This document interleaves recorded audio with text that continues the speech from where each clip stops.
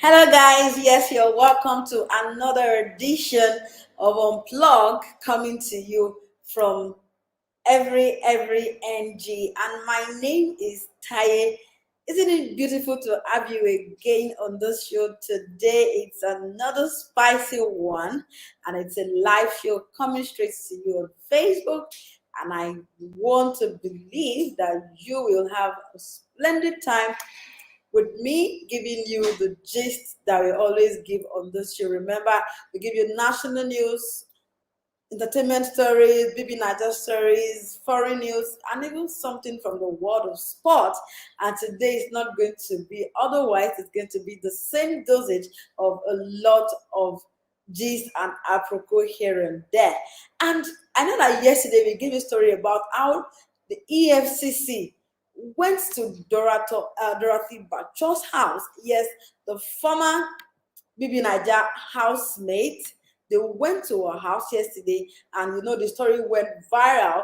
How she went on social media to to talk about how they came into her house, broke down her door, assaulted people. She was here talking with the gate man and stuff.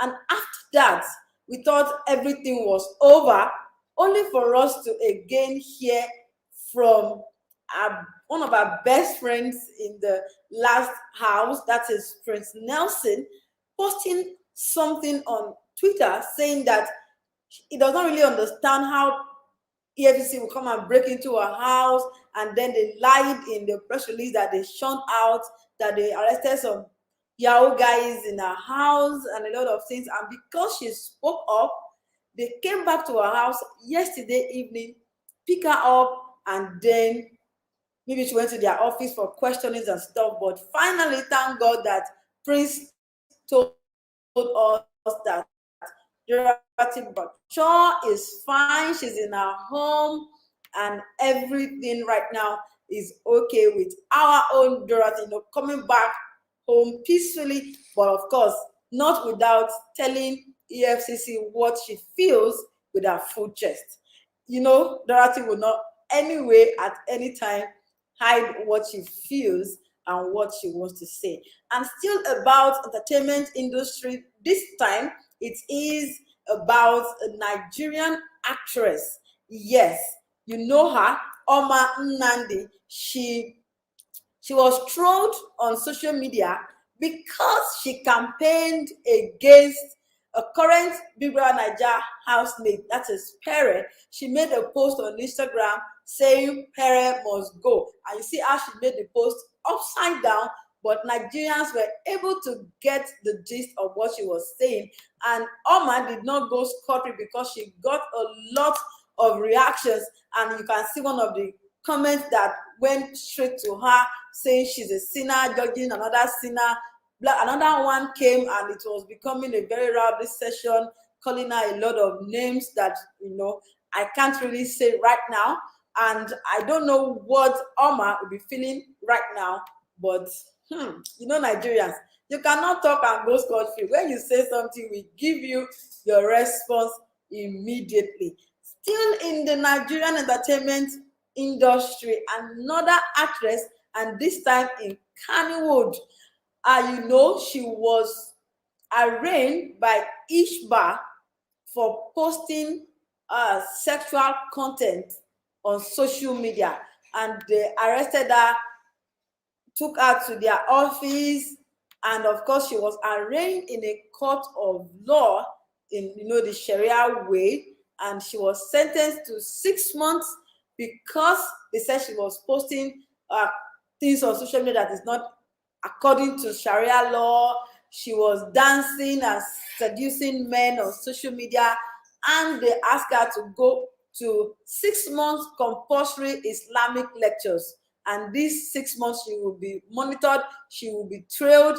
If she misses any of the classes, it might not be a good one for her. And Nigerians are saying a whole lot of things, that if they can arrest common Nigerians, what about people who are children of political office holders, people who their fathers are very rich, and they are still in states where Sharia law is being effected, and this Hishba have not tried to either arrest or arraign them the way they do to other people who kind of do the same thing that those guys were arrested for.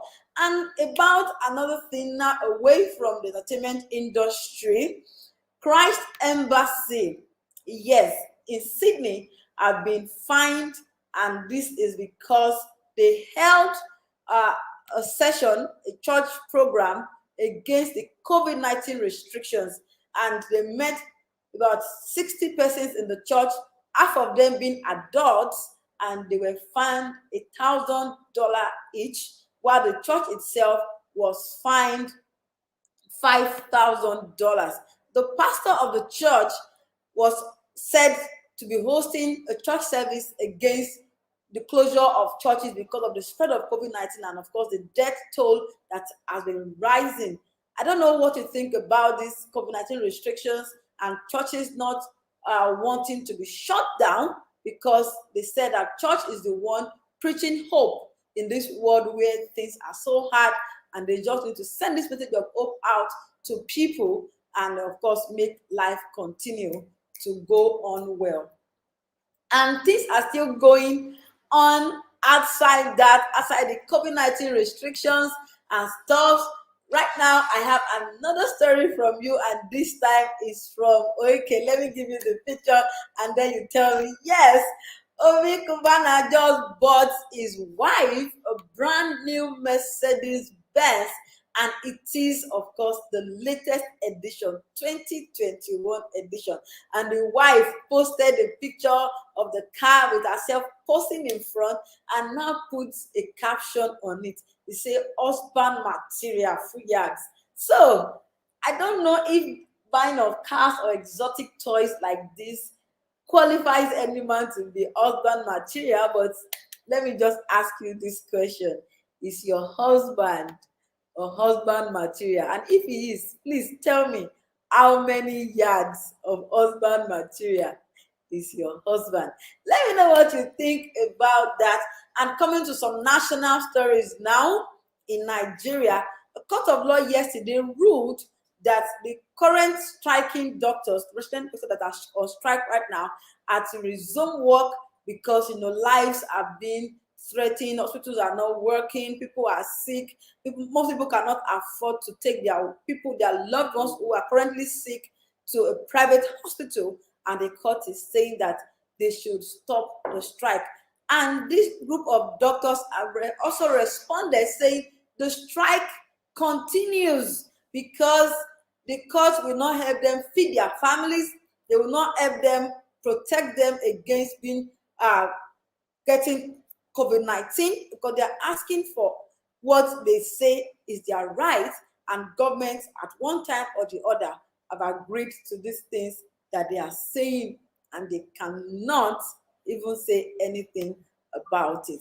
And this time we are going all the way to Kenya.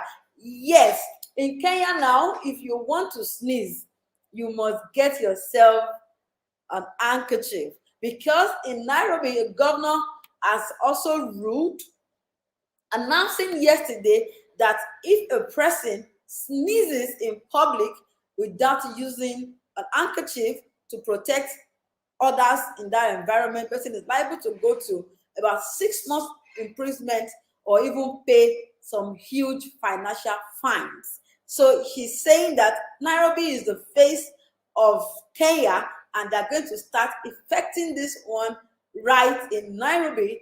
They must keep the environment clean, and this one is coming under the sanitation law. So guys, you have to be clean. When you are sneezing, endeavor to use an handkerchief. And I think that should not only be in Kenya, it should go everywhere in the world. I don't know if we should add the jail term thing to it, but I think it's just normal for you to protect others while you are sneezing. It's cost demands, or don't you think so? All right, I'm moving from that, going to Afghanistan, when things are not so good with the citizens. And a video went viral yesterday saying some Taliban fighters beating a man with a rifle. And what was his offense? because he was listening to some songs on his phone with his earpiece. And according to them, it is wrong for you to listen to songs on your phone. It is against their laws. And we have heard of news about how these Taliban go on the street to beat citizens because they are wearing Western attires. Isn't that something that we need to pay more attention to? And we just wish the people in Afghanistan, we wish them well. Anyway, and now to more stories on the foreign scene. Yes, you will know about the famous Donald Trump, the former US president, the walls he built dividing America and Mexico. Yes, there are reports that these walls, because of the result of floodings, are already falling down. Yes, you can see the picture of the walls already breaking off because floods have been, attacking this area. And in southern Arizona, in Mexico, demarcating America and Mexico, the walls are already pulling off, and you can imagine how much US government under Donald Trump spent building this wall, and this was one of his major points while he was campaigning for the office of the United States president.